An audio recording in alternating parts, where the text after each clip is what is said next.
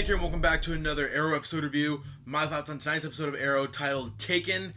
And this was an awesome episode. So much going on. We got Vixen. We got the team going after Damien Dark and trying to find Oliver's son. All the stuff dealing with that. We finally see Thea stand up to Malcolm Merlin. So much going on. First off, I gotta start off by saying I've been looking forward to this episode for a little bit.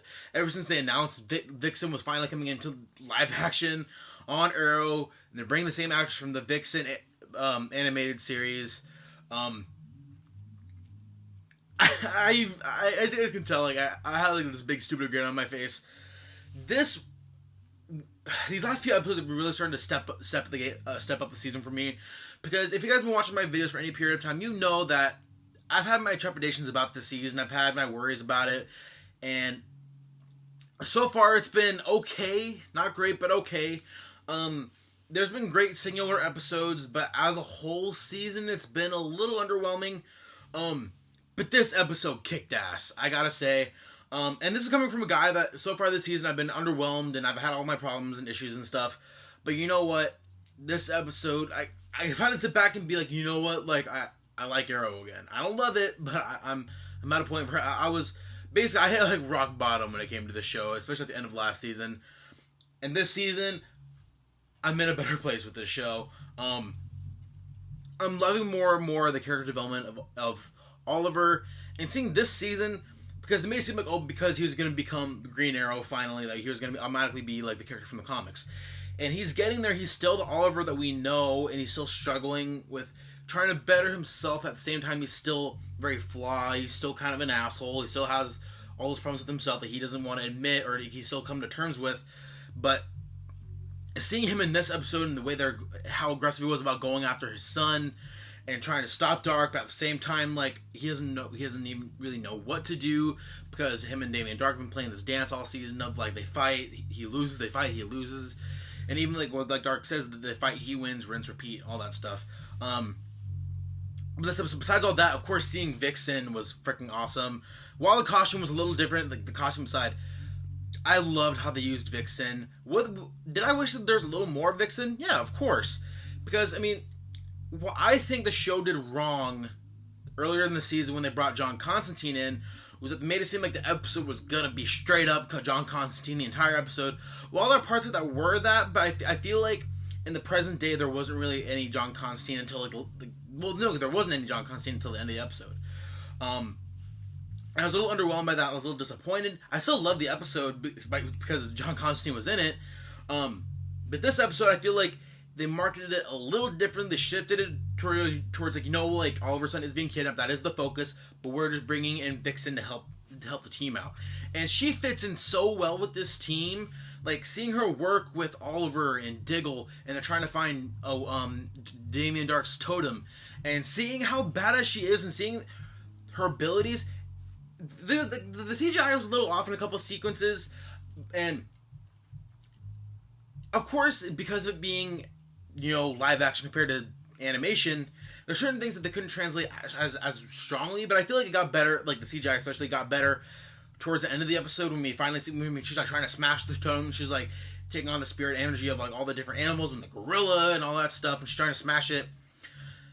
And I loved seeing her and her dynamic with Oliver, and her trying to explain to Oliver that, you know what, like, despite how she feels about her parents and how angry she is about, or how she wanted to know why her parents, like, left her, at the end of the day, she's happy that she had the childhood that she did, and that's ultimately the decision that Oliver makes at the end of the episode, when he decides that, you know what, like, for the betterment of my son, I want to give him the ability to have a normal life and not have to worry about me, and he cuts William out, and that was a decision that, you know what, like, when it first happened, I'm like, oh, come on, really?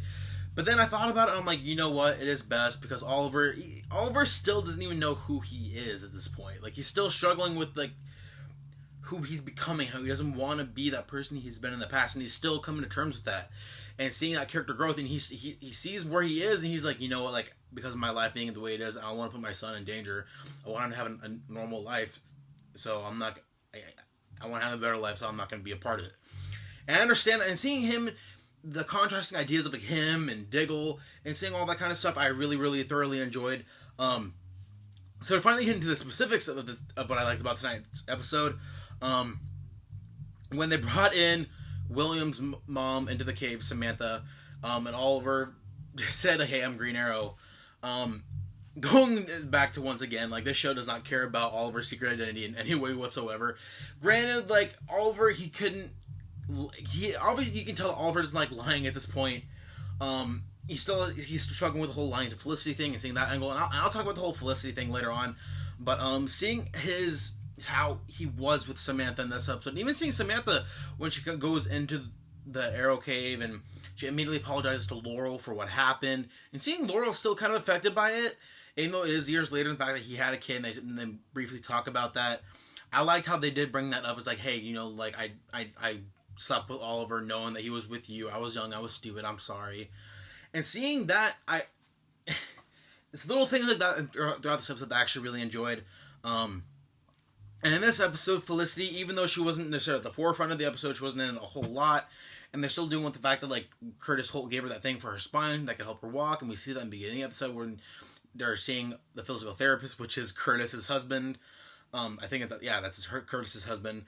And when Felicity finds out, it's pretty much the same exact reaction that we got in the Flash and Arrow crossover from when she first found out then, before Barry changed the timeline. And you know what? I don't like how the episode ended with her finally being able to walk and then her just, like, getting up and leaving. I didn't like that necessarily. I was like, really? So, like, you've been paralyzed, you were told, like, you can't walk, and you break up with your boyfriend, and you find out you can walk, and then you're just like, oh, I'm gone. Like, can you at least give it some yourselves a little bit more time to actually, like, talk about it? Like, I understand, like, Felicity has her trepidations and all of her worries about Oliver not trusting her, and like, how he's not being open with her, and the lies just keep on coming from him, and I understand that, and this was an episode where, you know, like, I didn't sympathize, but I understood where Felicity was coming from, and seeing her in this episode, like, she did put away her anger aside, and even when she has that conversation with Samantha about, you know, like, I'm the one who, when Samantha was like, I'm the one who put Oliver in that situation, you know, I made him choose, so don't be upset with him, and even then, like, I thought Felicity would have tried to understand more, and they even say, like, Felicity understands, but she just, because of how Oliver has treated the truth between them and their relationship, she just can't do that anymore. I understand. Again, I don't necessarily like how that scene ended, but I understand where she was coming from.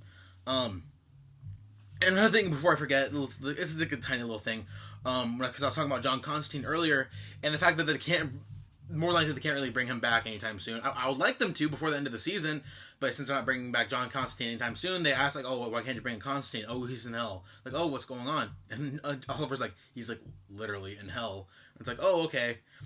So that was kind of funny. Other than that, it was a really, really solid episode.